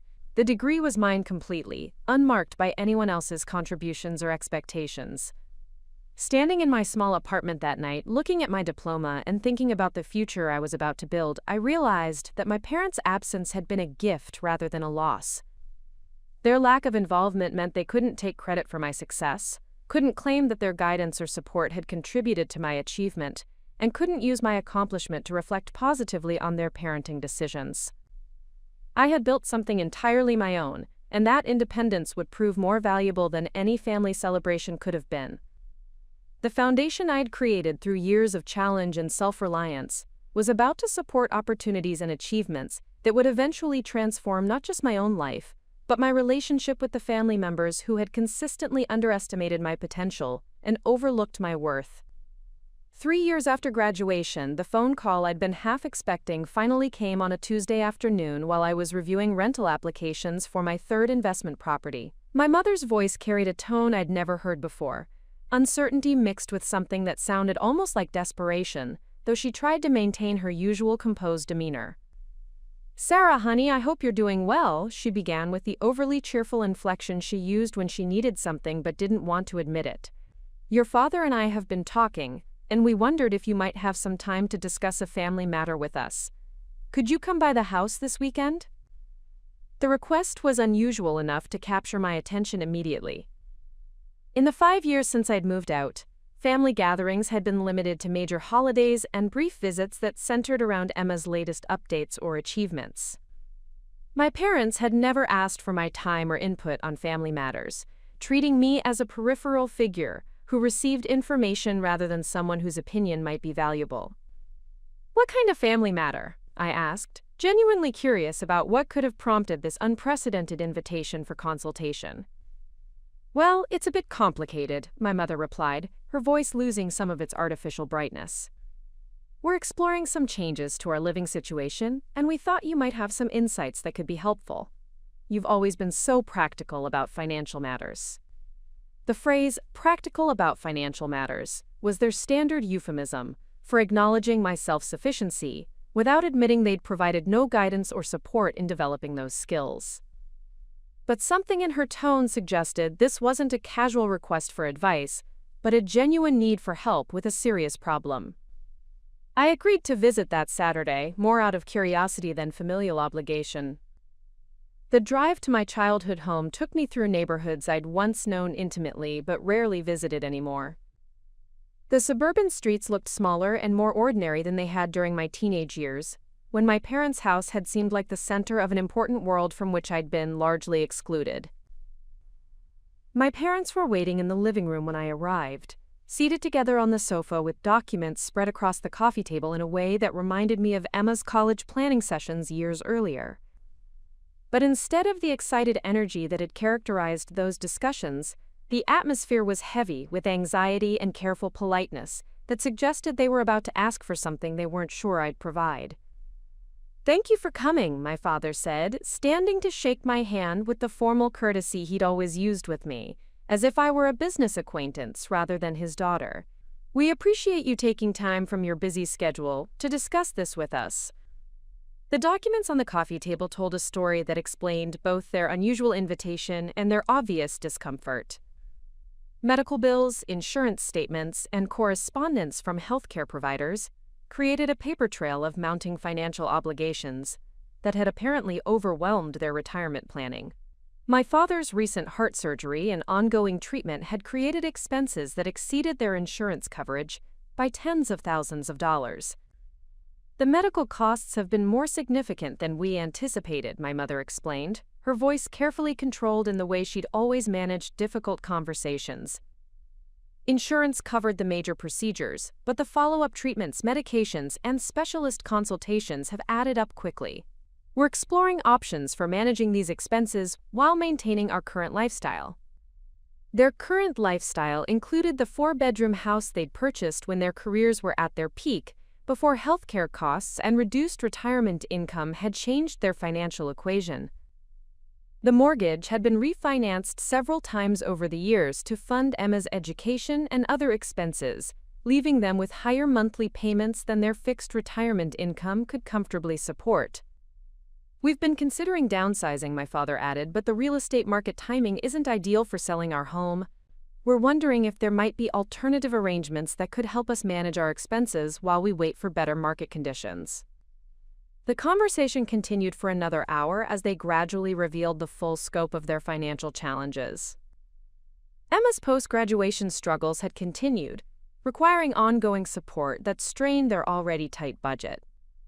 She was working in a junior position at a consulting firm that paid less than expected, while managing student loan payments and credit card debt that made financial independence impossible.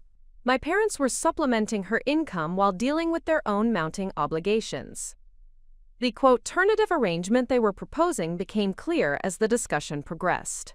They wanted to explore renting their house to tenants while moving into a smaller, more affordable apartment. The rental income would cover their mortgage payments and provide additional money for medical expenses, while reduced living costs would make their retirement income more manageable.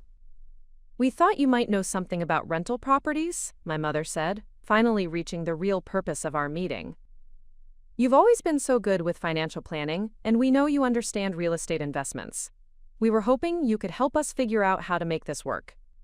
The irony of the situation was breathtaking. The parents who had refused to help with my college expenses because they needed to focus their resources on Emma were now asking for advice about financial planning from the daughter they'd forced to become self-sufficient. The practical skills they'd dismissed as unimportant when I was struggling to pay for my education had become valuable enough to seek when their own financial security was threatened. I spent the next 2 hours reviewing their documents, analyzing their budget, and explaining the realities of rental property management. Their financial situation was more precarious than they'd initially admitted, with monthly expenses that exceeded their retirement income even before accounting for medical costs or Emma's ongoing support. The house rental income would help, but only if they could find reliable tenants and manage the property effectively. Rental management is more complex than most people realize, I explained, showing them examples of tenant screening processes, lease agreements, and maintenance responsibilities. You'll need to handle background checks, coordinate repairs, manage late payments, and deal with tenant turnover. It's not passive income, it's an active business that requires time, knowledge, and financial reserves for unexpected expenses. As we discussed the practical aspects of their proposed arrangement, I began to see an opportunity that would solve their immediate problem while serving my own long-term investment strategy. My real estate portfolio had been growing steadily, and I'd been looking for properties in their neighborhood, which had strong rental demand and appreciation potential. "I might have a better solution," I said, pulling out my phone to show them comparable rental properties in their area. "Instead of you becoming landlords, which would create additional stress during an already difficult time, I could purchase your house and rent it back to you. You'd get the cash you need to pay off your medical debt, and you could continue living in your home without the responsibilities of property management." The suggestion created a moment of stunned silence. My parents exchanged looks that conveyed surprise, confusion, and something that might have been embarrassment. The daughter they'd always treated as the less successful child was offering to solve their financial crisis by purchasing their family home. "You want to buy our house?" my mother asked, as if she hadn't understood my proposal correctly. "I want to make an investment that benefits both of us," I clarified. "Your house is in a desirable neighborhood with good rental potential. You need cash to handle your medical expenses and ongoing costs." A sale-leaseback arrangement would give you immediate financial relief while allowing you to stay in your home as tenants rather than owners. The conversation that followed revealed how little my parents understood about my financial situation or business success. They'd been so focused on Emma's career and their own challenges that they'd never asked about my income, investments, or long-term plans. My offer to purchase their house was the first indication they'd received that I'd built substantial wealth through the practical skills and independence they'd forced me to develop. Over the following week, we worked through the details of an arrangement that would transform our family dynamic in ways none of us fully understood at the time. I would purchase their house at fair market value, providing them with enough cash to eliminate their medical debt and create a financial cushion for future expenses. They would rent the house back from me at a rate below market value, ensuring they could afford to stay while I built equity in a property I'd wanted to add to my portfolio. The closing was scheduled for the following month, during which time my parents seemed to oscillate between gratitude for my help and discomfort with the role reversal our arrangement represented. The practical daughter they'd always taken for granted was about to become their landlord, a shift in power dynamics that made explicit the success they'd never acknowledged and the independence they'd never appreciated. Emma learned about the arrangement through a phone call from our mother, and her reaction was a mixture of shock and something that sounded like relief.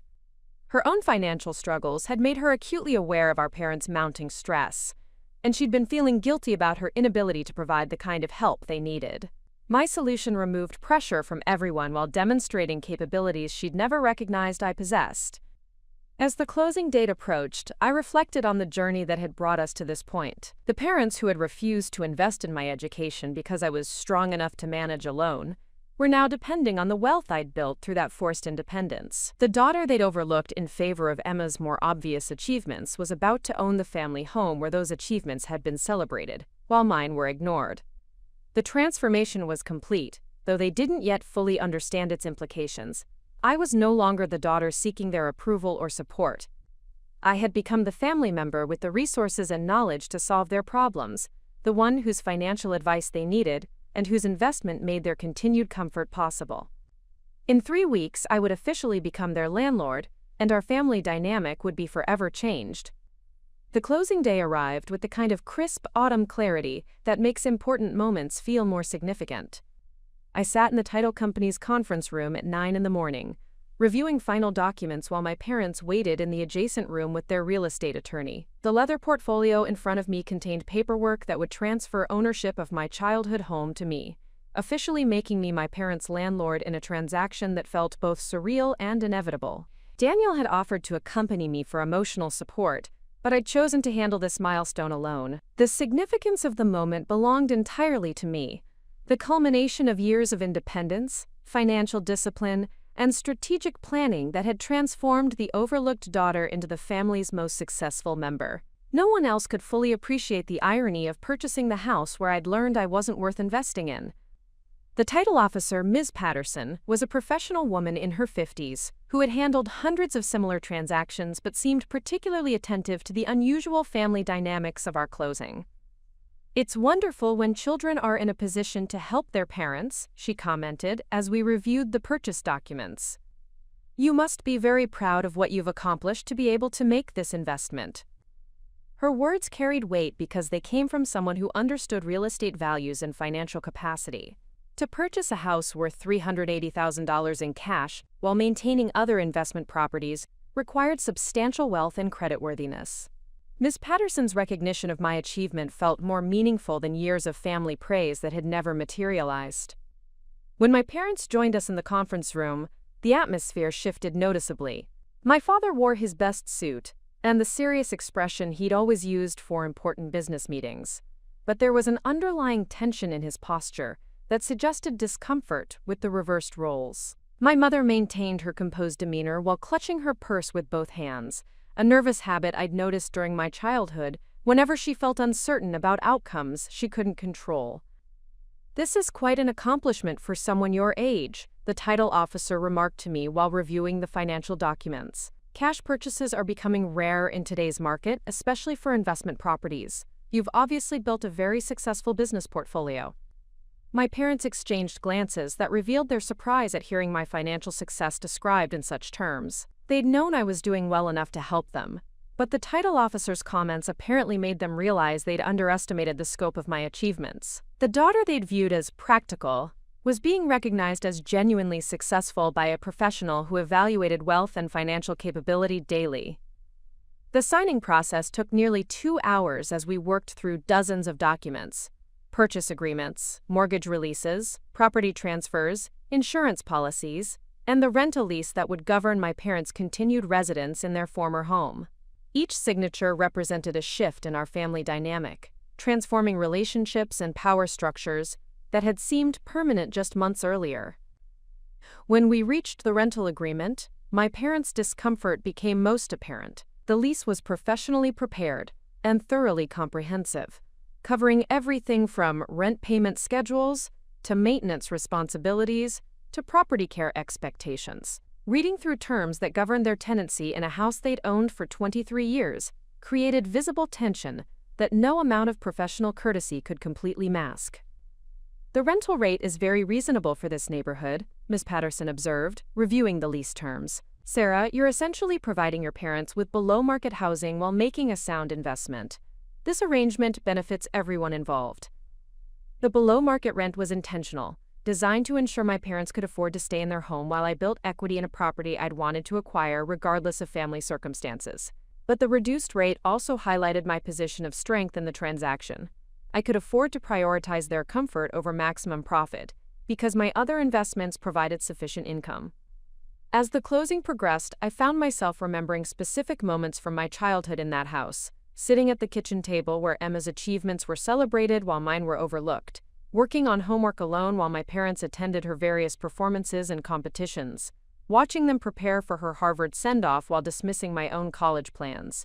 The house held memories of being consistently undervalued and overlooked by the same people who were now depending on my financial success for their security. But instead of satisfaction or vindication, I felt a surprising sense of peace. The years of building independence and wealth hadn't been motivated by revenge or a desire to prove my worth to people who'd failed to recognize it. I'd built success because I needed it for my own security and future, and the fact that it now benefited my family was a secondary outcome rather than a primary goal. Daniel had offered to accompany me for emotional support, but I'd chosen to handle this milestone alone. The significance of the moment belonged entirely to me. The culmination of years of independence, financial discipline, and strategic planning that had transformed the overlooked daughter into the family's most successful member. No one else could fully appreciate the irony of purchasing the house where I'd learned I wasn't worth investing in. The title officer, Ms. Patterson, was a professional woman in her 50s who had handled hundreds of similar transactions but seemed particularly attentive to the unusual family dynamics of our closing. "It's wonderful when children are in a position to help their parents," she commented as we reviewed the purchase documents.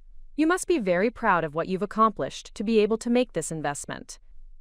Her words carried weight because they came from someone who understood real estate values and financial capacity. To purchase a house worth $380,000 in cash while maintaining other investment properties required substantial wealth and creditworthiness. Miss Patterson's recognition of my achievement felt more meaningful than years of family praise that had never materialized. When my parents joined us in the conference room, the atmosphere shifted noticeably. My father wore his best suit and the serious expression he'd always used for important business meetings, but there was an underlying tension in his posture that suggested discomfort with the reversed roles. My mother maintained her composed demeanor while clutching her purse with both hands, a nervous habit I'd noticed during my childhood whenever she felt uncertain about outcomes she couldn't control. "This is quite an accomplishment for someone your age," the title officer remarked to me while reviewing the financial documents. "Cash purchases are becoming rare in today's market, especially for investment properties. You've obviously built a very successful business portfolio." My parents exchanged glances that revealed their surprise at hearing my financial success described in such terms. They'd known I was doing well enough to help them, but the title officer's comments apparently made them realize they'd underestimated the scope of my achievements. The daughter they'd viewed as practical was being recognized as genuinely successful by a professional who evaluated wealth and financial capability daily. The signing process took nearly 2 hours as we worked through dozens of documents: purchase agreements, mortgage releases, property transfers, insurance policies, and the rental lease that would govern my parents' continued residence in their former home. Each signature represented a shift in our family dynamic, transforming relationships and power structures that had seemed permanent just months earlier. When we reached the rental agreement, my parents' discomfort became most apparent. The lease was professionally prepared and thoroughly comprehensive, covering everything from rent payment schedules to maintenance responsibilities to property care expectations. Reading through terms that governed their tenancy in a house they'd owned for 23 years created visible tension that no amount of professional courtesy could completely mask. "The rental rate is very reasonable for this neighborhood," Ms. Patterson observed, reviewing the lease terms. "Sarah, you're essentially providing your parents with below-market housing while making a sound investment. This arrangement benefits everyone involved." The below-market rent was intentional, designed to ensure my parents could afford to stay in their home while I built equity in a property I'd wanted to acquire regardless of family circumstances. But the reduced rate also highlighted my position of strength in the transaction. I could afford to prioritize their comfort over maximum profit because my other investments provided sufficient income. As the closing progressed, I found myself remembering specific moments from my childhood in that house, sitting at the kitchen table where Emma's achievements were celebrated while mine were overlooked, working on homework alone while my parents attended her various performances and competitions, watching them prepare for her Harvard send-off while dismissing my own college plans. The house held memories of being consistently undervalued and overlooked by the same people who were now depending on my financial success for their security.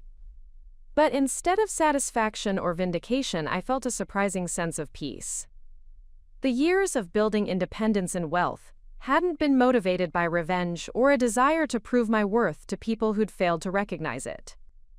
I'd built success because I needed it for my own security and future, and the fact that it now benefited my family was a secondary outcome rather than a primary goal. When we completed the final signatures and exchanged keys, the transformation was officially complete.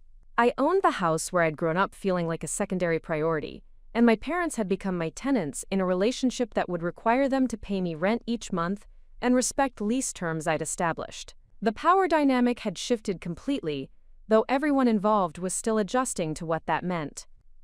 "Congratulations on your new investment property," Ms. Patterson said, shaking my hand as we concluded the meeting. "And congratulations to your parents on finding such generous terms for your rental arrangement. This kind of family cooperation is wonderful to see." Outside the title company, my parents and I stood together in the parking lot with the awkwardness of people who'd just navigated a significant life change without fully understanding its implications. My father held the folder containing their copies of all documents, including the rental lease that governed their continued residence in what was now my property. "Thank you," my mother said quietly, her voice carrying genuine gratitude mixed with emotions she seemed unable to fully express. "We know this is a big investment for you, and we appreciate you being willing to help us this way." Her gratitude was sincere, but it also revealed how little she understood about my financial situation. This wasn't a sacrificial investment that stretched my resources, but a strategic purchase that fit comfortably within my portfolio. I'd wanted to acquire rental property in their neighborhood regardless of family circumstances, and their need had simply created an opportunity that benefited everyone involved. "It's a good investment for me," I replied honestly. "The rental income and appreciation potential make it a sound business decision. The fact that it helps your situation is an added benefit." My father nodded with the careful attention of someone trying to understand concepts that hadn't previously been relevant to his life. "We'll take good care of the property," he said formally. "You can count on us to be responsible tenants." The word tenants hung in the air between us, making explicit the changed relationship that would govern our future interactions. They were no longer the homeowners who made decisions about property maintenance, improvements, or use. They were renters who would need to request permission for changes, report maintenance issues to their landlord, and ensure their rent payments arrived on time each month. Driving home to my own house, a property I'd purchased 2 years earlier with income from my growing business portfolio, I reflected on the journey that had brought us to this point. The parents who had told me to earn it yourself when I asked for college support had just signed documents that made me their landlord. The daughter they'd viewed as less worthy of investment than Emma now owned the family home and controlled their housing security. The irony was profound, but it wasn't motivated by spite or a desire for revenge. I'd built wealth and success because self-reliance was the only option I'd been given, and that necessity had created capabilities and resources that now benefited my entire family. My parents' earlier rejection had forced me to develop exactly the skills and independence that enabled me to help them when they needed it most. That evening, Daniel and I celebrated the successful closing with dinner at a restaurant we'd visited on our first anniversary. As we toasted my newest investment property, I realized that becoming my parents' landlord represented more than financial success or family role reversal. It demonstrated that the qualities they dismissed as merely practical had actually been the foundation for building real wealth and security. The transformation was complete. I was no longer the daughter seeking their approval or recognition. I had become the family member with the resources to solve problems, the knowledge to make sound financial decisions, and the independence to choose how much support to provide. My parents now depended on my continued goodwill for their housing stability, while I owned assets that would continue appreciating regardless of family dynamics. The girl who had been told she was strong enough to manage alone had built something so substantial that she could now manage her parents' housing needs as well. The practical daughter had become the family's most valuable member, though it had taken a real estate transaction to make that reality impossible to ignore. The first month of being my parents' landlord established patterns that would define our transformed relationship in ways none of us had fully anticipated. Their rent payment arrived exactly on the first of the month, delivered through a formal bank transfer that created a paper trail of our new dynamic. The transaction notification appeared in my business account alongside payments from my other rental properties, making their tenancy feel both personal and routine simultaneously. My parents approached their new status as tenants with the careful politeness of people still adjusting to unprecedented circumstances. When the kitchen faucet began leaking during their second week as renters, my mother called me with the formal tone she might use with any landlord rather than the casual familiarity of family conversation. "Sarah, we're having a small plumbing issue that needs attention," she said, her voice carrying the measured courtesy of someone who understood they were now asking a favor from someone with the authority to grant or deny it. "The kitchen faucet has developed a leak that's getting worse. We wanted to report it promptly and ask how you'd like us to handle the repair." The conversation highlighted how completely our roles had reversed. For 25 years, I'd been the daughter who asked permission and waited for decisions from parents who controlled resources and made choices that affected my life. Now they were asking me for permission to fix problems in a house I owned, waiting for my decisions about contractors and repairs that would affect their daily comfort. I arranged for a plumber to address the issue within 2 days, handling the scheduling and payment through my property management systems. My parents thanked me with the grateful politeness of tenants whose landlord had responded quickly to their maintenance request, though the underlying strangeness of the situation was apparent to everyone involved. Emma learned about the changed family dynamic through a phone call from our mother that apparently left her stunned and confused about how to process the information. When she called me the following evening, her voice carried a mixture of admiration and something that sounded like embarrassment about her own continued financial dependence on parents who were now my tenants. "I can't believe you bought their house," she said without her usual confident tone. "Mom explained the whole situation, but I'm still trying to understand how you were able to make that kind of investment. I mean, I knew you were doing well, but I didn't realize you had that kind of money." Her surprise revealed how completely my family had underestimated my financial success, viewing my business achievements as modest improvements rather than substantial wealth building. Emma's consulting job provided a decent salary, but between student loans, credit card payments, and the high cost of living in Boston, she was still receiving monthly support from our parents for basic expenses. "I've been investing in real estate for several years," I explained. "The business portfolio has grown enough that purchasing their house was a logical expansion of my existing investments. It's not just about helping them, it's a sound financial decision that benefits my long-term wealth-building strategy." The conversation continued as Emma processed the reality that her younger sister, whom she'd always viewed as the less academically successful child, had built enough wealth to solve their parents' financial crisis, while she was still struggling to achieve basic independence. The role reversal extended beyond my relationship with our parents to include Emma's recognition that I'd surpassed her achievements, despite receiving none of the educational investment or family support that had funded her Harvard experience. "I feel terrible that I can't help them the way you did," she admitted. "I'm barely managing my own expenses, and here you are buying their house and making sure they can stay in their home. I should be contributing something, but I don't have anything to offer." Her guilt was genuine but misplaced. Emma's financial struggles weren't character flaws, but predictable consequences of the different paths our parents had chosen for us. Their investment in her comfort and prestigious education had inadvertently limited her opportunities to develop the practical skills and financial discipline that had enabled my success. Meanwhile, their benign neglect of my needs had forced me to build exactly the capabilities that now benefited the entire family. The neighborhood reaction to my parents' changed circumstances provided another layer of complexity to our new dynamic. Mrs. Henderson, who lived next door and had known our family for 15 years, mentioned to my mother that she'd heard about the wonderful arrangement where I'd purchased the house to help with their medical expenses. "Your daughter must be doing very well in her business to be able to make that kind of investment," Mrs. Henderson had commented, apparently unaware that her observation highlighted my parents' previous failure to recognize or acknowledge my achievements. The neighbors who had watched Emma's academic success be celebrated throughout high school were now witnessing my financial success solve the family's most serious crisis. My parents' friends and social circle were gradually learning about our arrangement, creating conversations that forced them to acknowledge my capabilities in ways they'd never done voluntarily. At their church and social gatherings, people were commenting on how fortunate they were to have a daughter successful enough to purchase their home and provide such generous rental terms.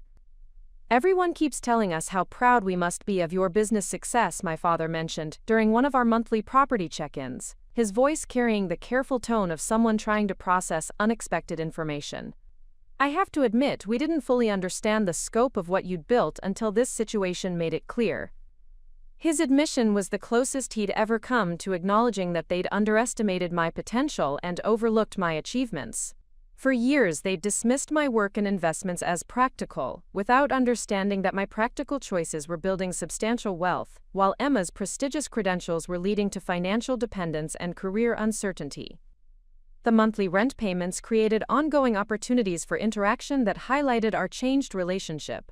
When my parents delivered their first payment, my father handed me the check with the formal courtesy of a tenant ensuring good relations with their landlord. The transaction was businesslike, but tinged with the complexity of family members navigating unprecedented power dynamics. "We want to make sure we're meeting all the lease requirements properly," my mother said as they prepared to leave after delivering the rent payment. "If there are any issues with how we're maintaining the property or handling our responsibilities, please let us know immediately." Their deference was striking after years of being the daughter who received instructions and corrections from parents who controlled resources and made decisions that affected my life. Now they were seeking my approval for their choices and ensuring their behavior met standards I'd established as their landlord. The property management responsibilities provided regular reminders of our transformed dynamic. When the heating system needed routine maintenance, I coordinated the service appointment and explained the work to my parents as tenants who needed to provide access but weren't responsible for decisions or costs. When the exterior trim needed painting, I selected contractors and colors while consulting with them as residents, whose input was valuable but not decisive. Each interaction reinforced that I now controlled an essential aspect of their security and comfort. Their housing stability depended on my continued ownership of the property and my willingness to maintain reasonable rental terms. The daughter they'd always treated as secondary had become central to their ability to remain in their longtime home and community. Daniel observed these changes with the perspective of someone who understood both my family history and my current situation. "It's interesting watching them adjust to depending on you," he commented after witnessing one of their carefully polite interactions about a maintenance issue. "They're learning to treat you with the respect they should have shown years ago, but it's happening because you control something they need rather than because they finally recognized your worth." His observation highlighted the complexity of our evolved relationship. My parents' newfound respect and attention weren't driven by belated recognition of my character or achievements, but by practical acknowledgement of my financial power and their dependence on my goodwill. The daughter they'd overlooked had become impossible to ignore because she now owned their home and controlled their housing security. The transformation was complete but still unfolding in daily interactions that redefined decades of established patterns. I was no longer the daughter seeking their approval or competing for their attention. I had become the family member whose decisions affected their comfort, whose success enabled their security, and whose continued cooperation they needed to maintain their lifestyle. The practical daughter had become the powerful daughter, though it had taken a real estate transaction to make that shift undeniable to everyone involved. 2 years after becoming my parents' landlord, I stood in the kitchen of my own home preparing dinner while reviewing the latest financial reports from my property management company. The business had grown beyond anything I'd imagined when I first started investing in real estate, with a portfolio now spanning 12 rental properties across 3 neighborhoods and generating monthly income that exceeded my parents' combined retirement funds.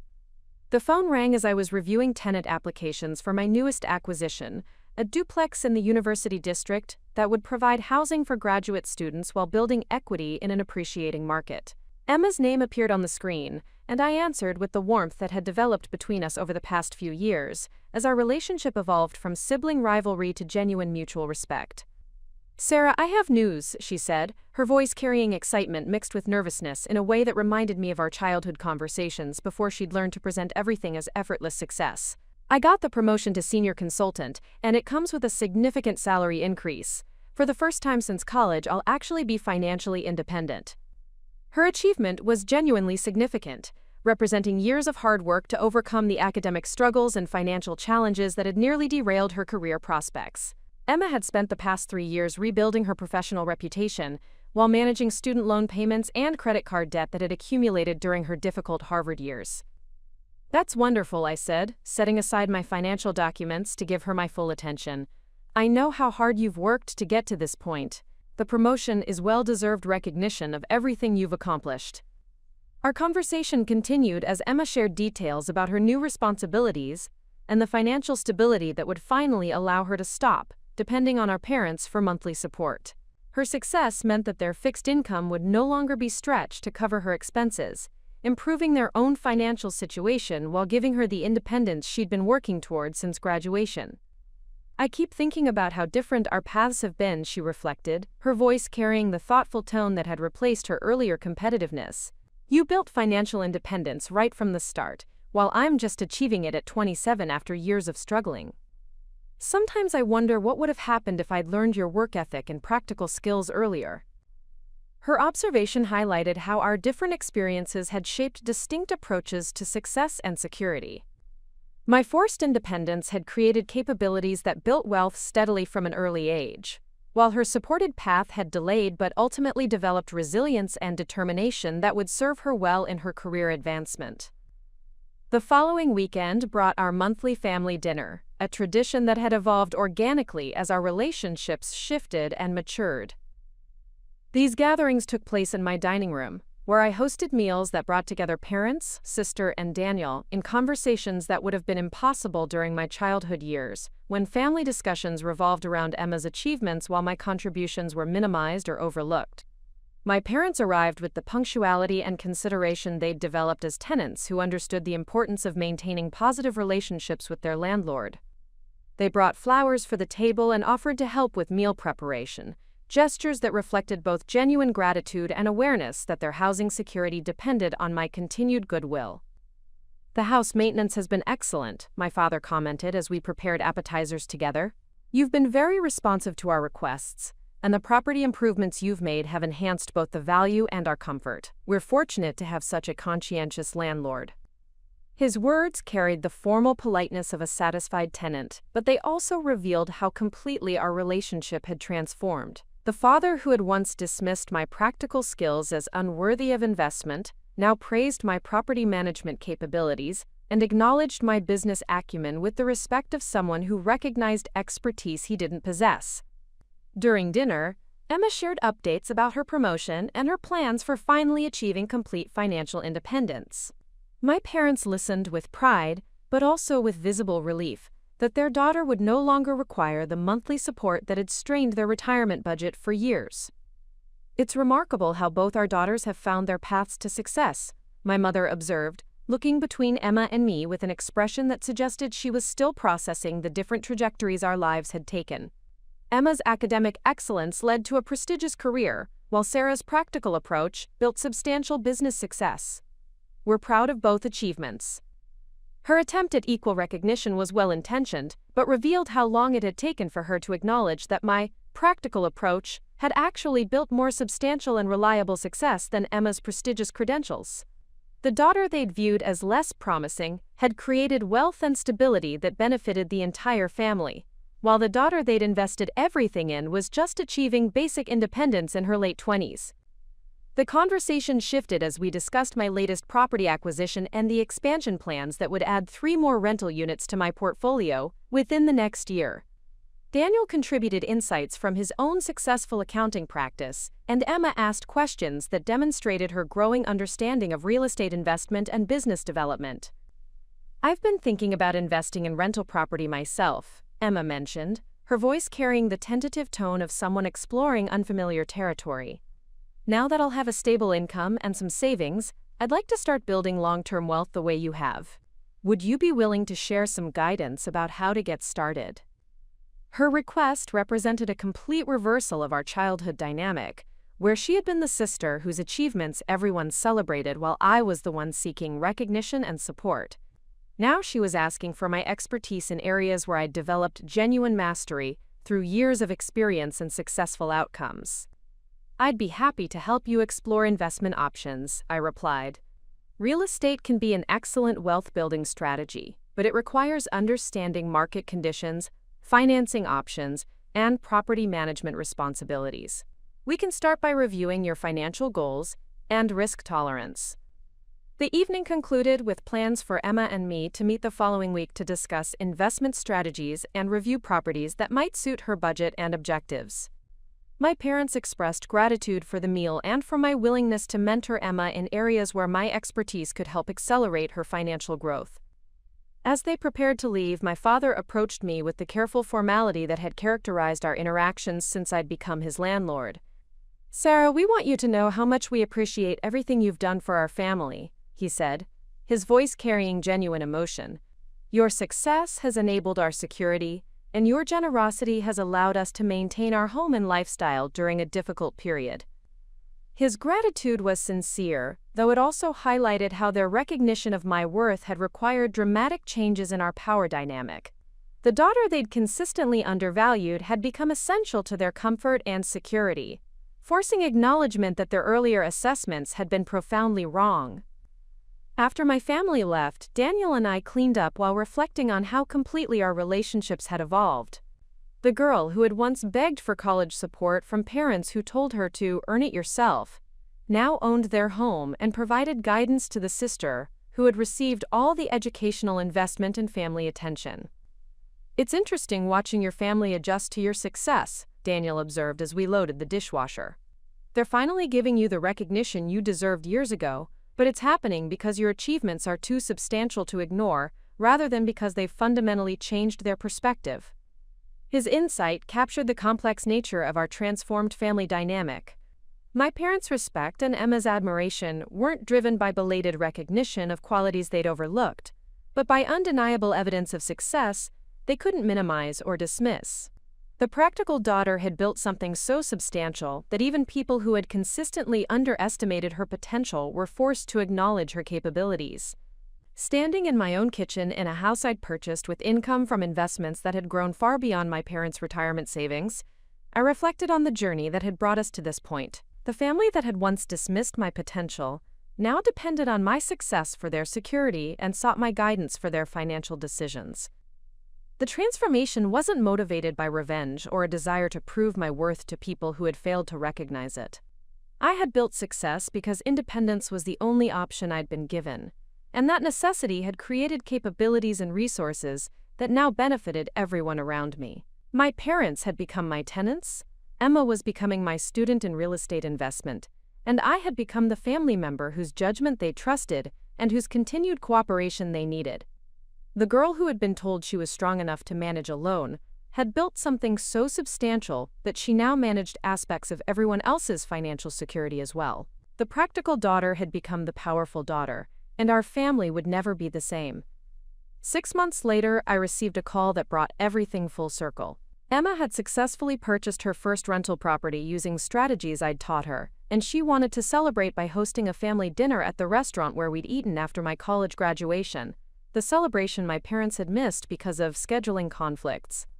This time, they arrived early and stayed late, hanging on every word as Emma and I discussed real estate markets and investment opportunities. My mother took photos of us together, finally seeing 2 successful daughters, instead of one star and one afterthought.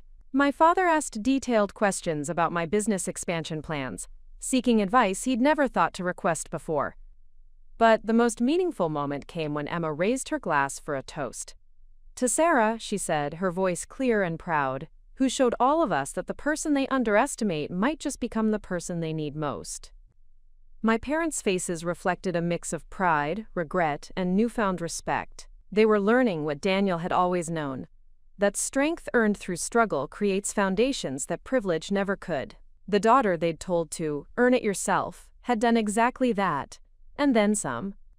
As I looked around the table at my family, I realized this wasn't just my success story. It was our story of transformation, growth, and the power of perseverance. Sometimes the best revenge isn't revenge at all. It's building something so undeniably successful that it forces everyone to recognize what they almost missed. If this story inspired you to believe in your own potential, even when others doubt you, please hit that subscribe button and ring the notification bell. Share your own journey of overcoming underestimation in the comments below. I read every single one. Remember, the person they overlook today might just become the person they need tomorrow. Until next time, keep building your own success story.